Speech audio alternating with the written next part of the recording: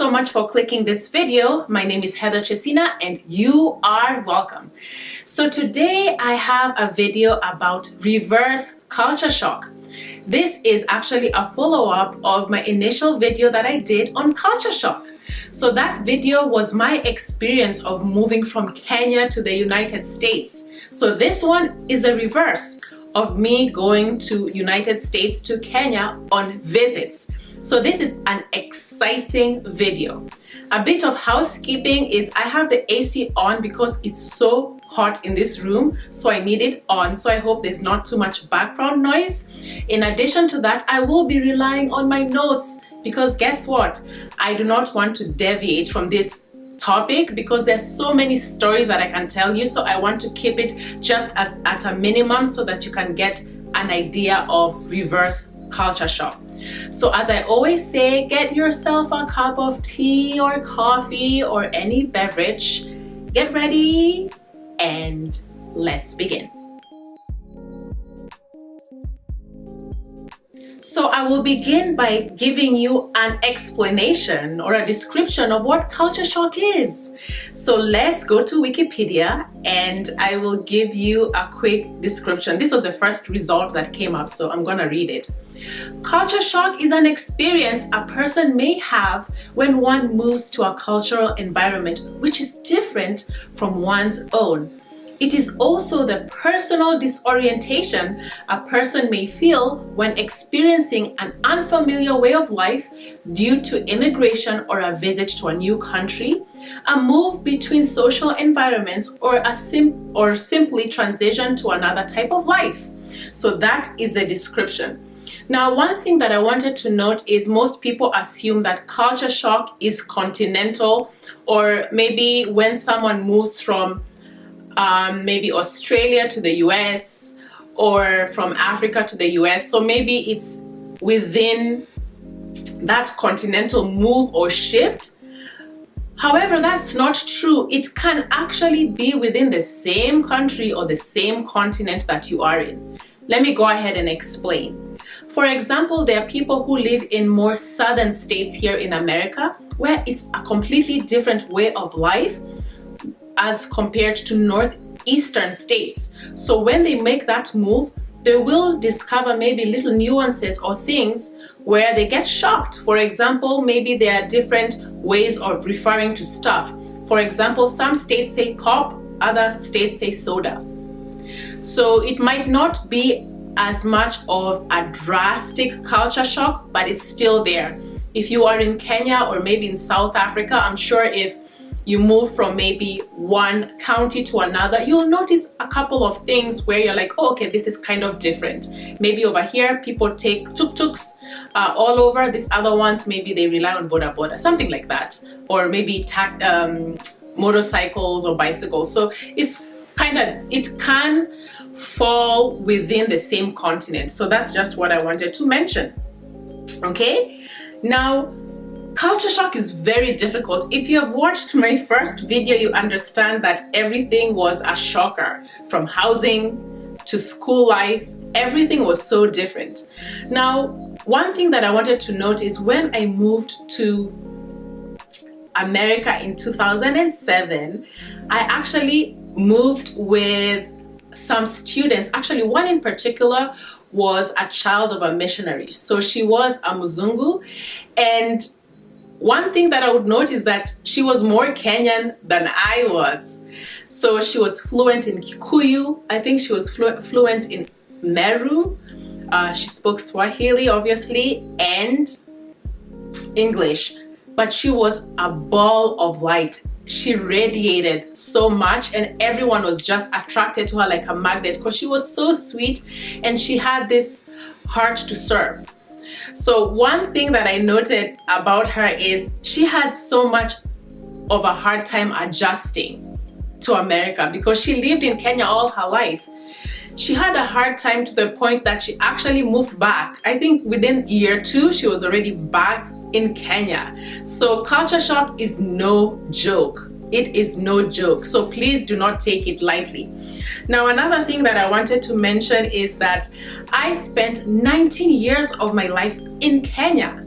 19 good years. So that was my formative years and also my school life. And then I've spent 15 years. So basically my whole entire adult life here in America. So we are at a point where I'm almost at a tie. I cannot believe that. So it's reached a point where I feel as if I'm a nomad, because when I'm here in America, I'm not quite American. When I'm in Kenya, I'm not as quite Kenyan. So that is a struggle that people have here in the diaspora. You just feel as if you don't know where to call home. Of course, Kenya is my roots. I love Kenya.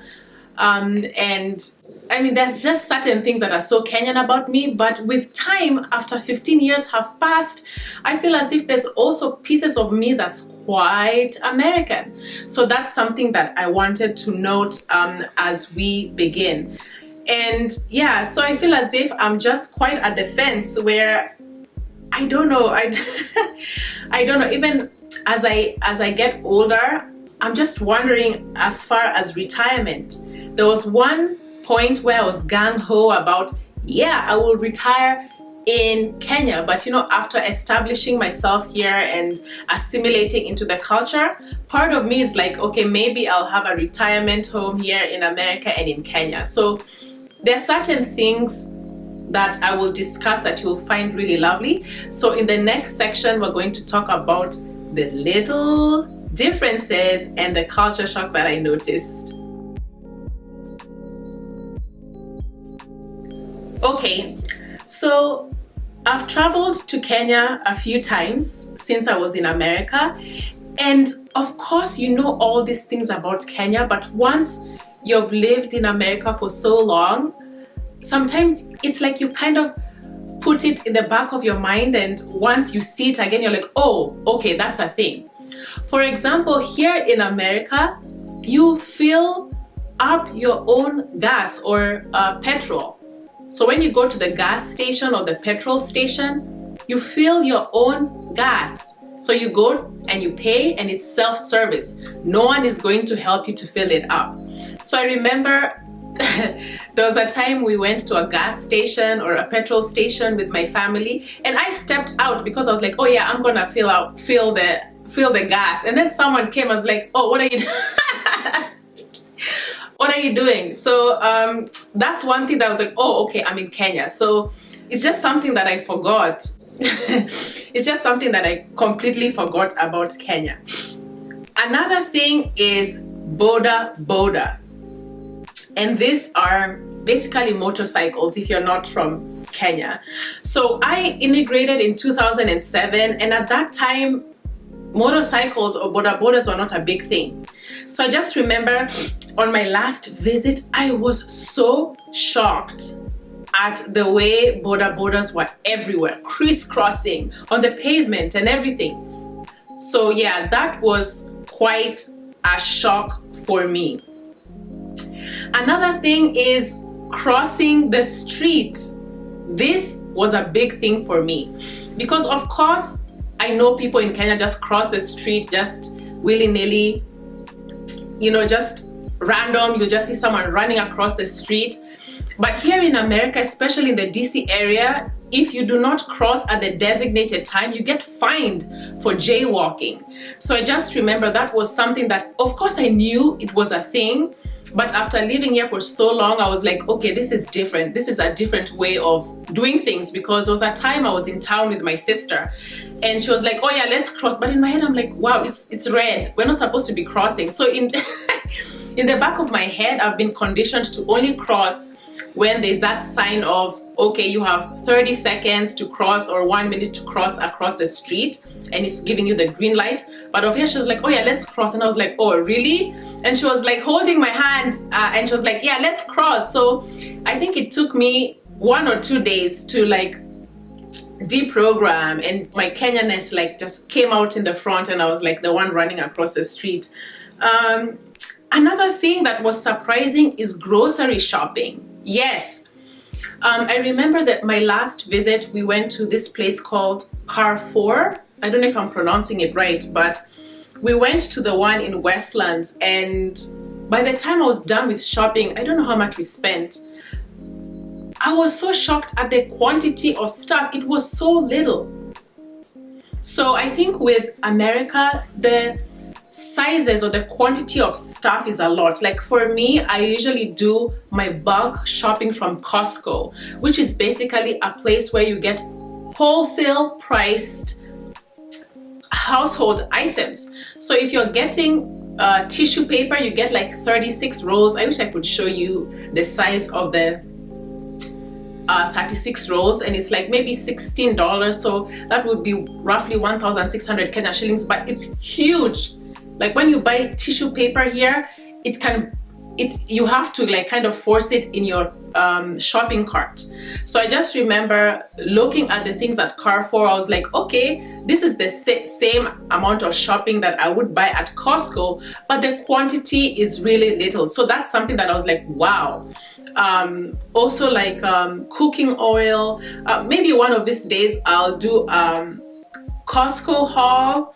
That place is really crazy, but one of these days I'll do a Costco haul too, so that you can see the quantity of stuff that you get and the value that you can get at wholesale price. So that was surprising for me. I don't know if there's any other place that does wholesale compared to Costco, because I've not seen that yet in Kenya. So maybe you guys can tell me. Another thing was the changes in Nairobi. This was a culture shock like no other. Why do I say this? I remember when I graduated from high school in 2004, and I was afraid of getting lost in town. And the first thing that people told me is, you can't get lost in town. The only two buildings you need to know is KICC and Hilton. So wherever you are, even if you are, the matatu has dropped you in the middle of nowhere in the back street place in town, just follow those landmarks. So right now, I feel as if there's so many skyscrapers. If you're someone who has lived outside of the country for so long, you don't know where you are. I remember the last time I passed by Westlands, I was asking my sister, oh, where are we? She was like, this is Westlands. I was like, no, this is not Westlands. She was like, this is Westlands. I was like, wow, it's changed. And then Upper Hill. Oh my goodness. I was like, this is Upper Hill? Because by the time I was leaving, things were so different. Right now, Nairobi is so beautiful. It was so beautiful before, but now it's even more beautiful, and it's like basically a concrete jungle right now. So that was a shock for me, is that how developed it is and how I couldn't recognize certain places where that was my, as I say, stomping grounds. I was shocked about that. So that was a big thing for me. Another thing is that, oh my goodness, it was so strange being around family, because here, of course, you have your nuclear family, but in Kenya, it's like you might be sitting down for a meal and then someone knocks on the door, and then it's just some random person or maybe the neighbor walking in, and then they have a meal with you. So that was so different, because here people are more siloed or individualized. So that was something so different that I wasn't used to, that someone can come unannounced, and maybe you are cooking or ulikuwa ukipika ugali for one person or two people, and then now you have to now adjust it and then make it maybe ugali or prepare a meal for several people because they just came unannounced. So that was something that was, oh, okay, this was a thing. I remember doing this back in the day. Yeah. Another thing is about meals. Oh my goodness. So I find it funny that in Kenya, it's so expensive, at least in my experiences, it's so expensive to go to a fast food place, but it's cheaper to go and eat matumbo or mutura or things like that.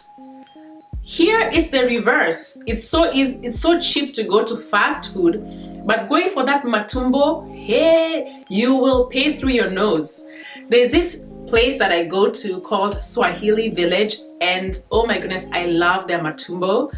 And I usually go there to eat matumbo and things like that. And I'm telling you, it costs a pretty penny. Maybe one of these days I'll take you there and show you how expensive it is. In 2017, I remember, actually I've been there a couple of times before, but there was a time I took my brother there in 2017 for a celebration. I can't even remember. I was like, oh yeah, let me take you out. So we went there to eat. I don't know what was celebrated. I don't know if it was a graduation. I can't even remember. But I took him then. I was like, yeah, let me take you, because he was from Virginia. And I was like, yeah, let me take you there and, you know, let's eat nyama choma and matumbo and stuff. And the bill came. I was like, what? I think it was like $400. It was insane. And I was like, wow, this is so expensive. I don't know how many platters we ordered. And in my head, I was just calculating, if I was in some kind of kibanda, this meal would have cost maybe, I don't know if it's 200 shillings. So it's just amazing the way things are reversed. In Kenya, you can go and get a decent organic meal that's really affordable. So for me, I feel as far as my taste buds, yeah, I wish I was in Kenya, because I am obsessed with matumbo and mutura and those things, gizzards and stuff. Okay, let's see. Another thing as far as culture shock is the fact that, of course, I come from a large family, and every time I visit Kenya, I'm shocked at the fact that, and I feel kind of sad at times, because I have siblings back home, you know, and cousins and stuff. So I feel bad that I'm experiencing a different culture. So I have a different cultural experience and lens from them. So I remember there was a time that I was watching news with my family, and every advertisement, I was like, oh, what is that? I was stopping them at every advertisement, and I was like, oh, what is that? And they were schooling me, and I kind of felt bad, because I was like, hey, I'm Kenyan, so I should be knowing these things. So that is something that is hard to see. It's every year that I'm here, I feel as if I'm kind of losing my Kenyanness, and yes, it's difficult to watch. Now, the next thing that I want to talk about is really, sometimes people call it controversial. So I hope you have your cup of tea. We're going to use that as the next slide as I talk about it. So get ready and let's begin. Okay, so I want to talk about the next and the last thing, which is accents. Now, this is sometimes controversial because Kenyans in the diaspora sometimes get a bad rap. Sometimes people say, huyo mtu, let me say it in Swahili, huyo mtu alipanda ndege vile alifika Amerika akapata accent hivi na anajifanya, you know. So I've seen people like say that. I mean, I know it's difficult to get an accent overnight, so I'm not talking about those kind of people. But I just want to explain how the accent changes. So I hope that this will be able to help you, because a couple of my friends over the years have been curious about it. So I explained it to them and they're like, oh wow, that makes so much sense. I wish I knew about this sooner. So I'm here to explain it. So let me go ahead and start by saying that for me, I love the Kenyan accent. It is beautiful, guys. The Kenyan accent is lovely and it stands out. Even amongst Africans, they always say, oh wow, the Kenyan accent is so lovely. I've had so many people tell me that, and they say, oh wow, it sounds more British. So I feel as if Kenyans have more of a British influence as far as the English, and they always say, wow, your English is so proper and the pronunciation is so beautiful. So for me, I was like, wow, mimi najivunia kuwa Mkenya. Yes, I do not want to lose my accent. It's lovely. So that was my stance, and I really resisted. I have to tell you, in the beginning, I really resisted, and I was also insisting on my British English. So I was like, yeah, I'm going to the loo. And then people are like, oh, loo, what is that? And then I would say boot instead of trunk, and then a bonnet instead of hood. So I would insist on just standing out with my Kenyanness. But guess what? It reached a point that it was really difficult for people to understand me, and the resistance was so much that I had to adjust to this way of life. I had to assimilate. So over the years, I noticed that I was referring to the loo less and less, and I was saying, I still say toilet, but it's like I'm going to the bathroom. That's what people say here. So over time, you notice that you're starting to lose bolts and nuts of your Kenyanness. So it's not something out of choice. It's something that you gradually adapt to. Another thing is that it depends on your profession. For me, right off the bat, I started working in call center type jobs when I was in college. And I remember that, with call centers, no one is actually reading your lips. So they're just listening to your enunciation. And I remember one of my supervisors, and I spoke about this in my culture shock video, she went ahead to coach me on enunciating my words, because she said, oh wow, this will be a problem for you in the future. So she had to help me to enunciate my words, because over here the letter R is really emphasized, and in Kenya it's kind of silent. So let's say someone is saying, I'm going to work. That's how you say it in Kenya or maybe British English, but in America you say, I'm going to work. So if you say, I'm going to work, people will ask you, what is that? What language are you speaking? And I remember initially when I used to work in my call center jobs, I had a rough time. Like, people will hang up on you. Yes, people hang up on you, or they'll say all kinds of crazy things. Oh my God. Yeah, so with time, you just have to adapt, because you have to keep your job.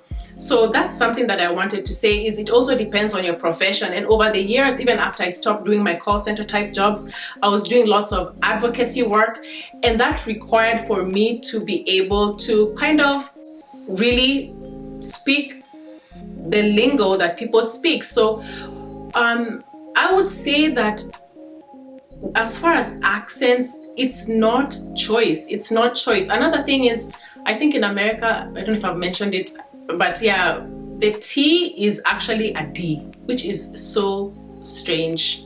The T is actually pronounced as a D, which is strange. So for example, if you're going to maybe do an oil change, and you're going to somewhere like Meineke or Jiffy Lube, which they usually do oil changes there. So if you go there and you tell them, oh, I have a problem with my bonnet, you won't get service. You have to say it the way they do. I have a problem with my hood. Please look under my hood. That's how you have to survive. So for me, I feel as if it is something that people have to do to survive. And in the beginning, it seems so unnatural. Like for me in the beginning, I just remember I used to like really work so hard to like enunciate my words. But over the years, to me now, yes, you can still speak in a Kenyan accent, but now it's the reverse. I feel as if I have to work to speak in my Kenyan accent at times. So it's like you're unlearning what you've learned. So usually if I go to Kenya, I'm working to speak my Kenyan accent because I want to fly under the radar, right? So it takes a bit of work, but sometimes I feel as if it slips, and then people are like, oh, where are you from? Because you don't want people to know that you're you're Kenyan American. So so sometimes they'll be, oh, where are you from? And I remember the last time I went to Kenya, what I do is that I try my best just to speak Swahili, because that one, oh my goodness, I can do it so well. So when I'm speaking Swahili, sometimes people, I don't know how people notice, they're always like, this girl is weird, this chick, she's weird, like this, where are you from? Like, I don't know how people can tell. But I remember there was a time that my sisters had this stylist come over to do their hair in the house, and he kept on looking at me like, this chick, you know, where are you from? He kept on asking, hey, where are you from? Umetoka wapi? And I kept on, you know, speaking Swahili, and he was like, no, where are you from? I can tell you're not from here. And I was like, oh, I'm from Kampala. I always like try to say some neighboring country, not because I'm, you know, embarrassed or anything, but it's like I know people have so many questions and stuff, so sometimes I don't want to say it. So I remember there was a time that he was just asking so many questions until, you know, I finally confessed. So another instance is when you go to Kenya, sometimes people can tell that you're really, like, there was one time I was having a conversation with one of my childhood friends, and he was like, I think I was trying so hard to like really be Kenyan with my accent, and really, you know, I was kind of forcing it, and he could tell, and he was like, it's okay, you can just speak the, you know, the way you do or whatever. And it's kind of embarrassing. So that's a thing, people can and do switch back and forth, but it's depending on your profession and the people that you're interacting with and the length of time, if you've had kids here, because of course your kids are speaking differently from you, it becomes more unnatural for you to speak with a Kenyan accent. Yes, you can, but it takes a lot of work, just like how a lot of anyway, I don't know if this is a good example. There was this interview that I was seeing about Tim Holland, the Spider-Man guy, and I didn't even know that he has a British accent. So you have to work hard to master the language and enunciation. But after living here for so many years, you start to kind of forget. Yeah, so I know that this is something controversial, but it's something that my friends have asked me over the years. And yeah, people have asked me over the years, and sometimes people, I think the people who give Kenyans in the diaspora a bad rap are those ones who they come overnight and they want to switch their accent. No, it takes, I've been here for 15 years actively working in like a tech heavy, even before the pandemic, like tech heavy setting where you're doing lots of presentations online. So it's like you don't even realize until someone mentions, wow, you have an accent. But it's like, wow, when I'm here, I have an accent. When I'm in Kenya, I have an accent. So again, it just goes to show you that you're a nomad. Are you Kenyan or are you American? Yeah, so that is what I wanted to note, because I know so many people are so curious about that. Lastly, what I will mention, because I don't want this video to be too long, is I hosted another lady from, is it Congo? At one point, and I remember the first week that she was here in America, she was already watching videos on how to unlearn her accent, and she was telling me, oh yeah, Heather, I want to speak the way you do. And I was like, honey, look, it took me 15 years to get where I am, and it was not by choice.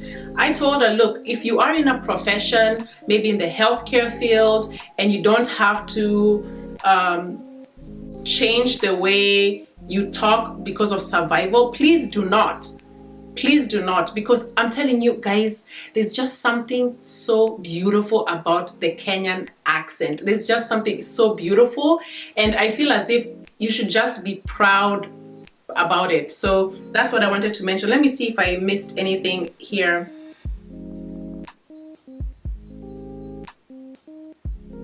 Yeah, so I think that's it, and I'm glad that I mentioned that, because people do wonder how people are able to change their accents. Yes, some people force it, I believe it. If someone is coming to America and within a month or two, they already changed their accent, that's unnatural. And I'm sure they're really struggling. Behind closed doors, they're probably struggling to be able to like maintain that accent or whatever. But if you've been here for several years, you'll notice that you're changing.